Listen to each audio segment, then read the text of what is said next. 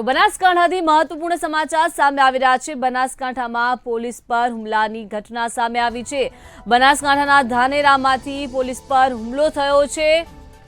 અરજીની તપાસમાં ગયેલી પોલીસ પર હુમલો કરવામાં આવ્યો છે। થાવર ગામે પોલીસ અરજીની તપાસ માટે ગઈ હતી અને પોલીસ પર હુમલો કરવામાં આવ્યો છે।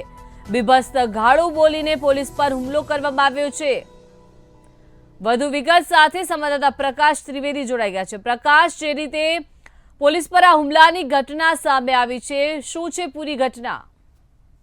દીપિકા, ચોક્કસથી જો વાત કરવામાં આવે તો ધાનેરા તાલુકાના થાવર ગામે પોલીસ પર હુમલો કરવામાં આવ્યો હતો ને જેને કારણે 4 લોકો સામે ફરિયાદ નોંધાઈ છે। જોકે સમગ્ર ઘટનાની વાત કરવામાં આવે તો ધાનેરા પોલીસ અરજીની તપાસ અર્થે થાવર ગામે ગઈ હતી અને જે બે સામેવાળા વ્યક્તિઓ તે એમને ક્યાંક ને ક્યાંક વાત કરવાની કોશિશ કરતા ક્યાંક ને ક્યાંક જે સામેના લોકો તો એકદમ ગુસ્સામાં આવી ગયા હતા ને અને પોલીસ સાથે અભદ્ર ભાષામાં ગાળો બોલીને સળગતું લાકડું ચાપવાની ઘટના સામે આવી છે। જોકે જેને કારણે પોલીસને પણ ઈજાગ્રસ્ત થઈ હતી। આ જ્યારે ઘટના બની ત્યારે અન્ય પોલીસ કર્મી એમને છોડાવવાની કોશિશ કરતા અન્ય એક વ્યક્તિએ એક જબરજસ્ત પોલીસ કર્મીને બચકો ભર્યો હતો અને સાથોસાથ ઘરમાંથી કોઈક મહિલાએ બહાર આવીને સાવરણી વડે પોલીસ પર હુમલો કર્યો હતો।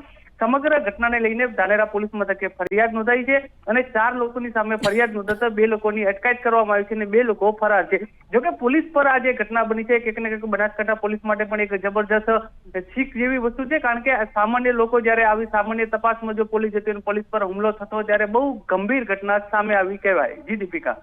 જી આભાર પ્રકાશ સમગ્ર માહિતી આપવા બદલ। તો જે રીતે ધાનેરામાં અરજીની તપાસ પર ગયેલી પોલીસ પર હુમલો થયો છે, 4 લોકો દ્વારા હુમલો કરવામાં આવ્યો છે।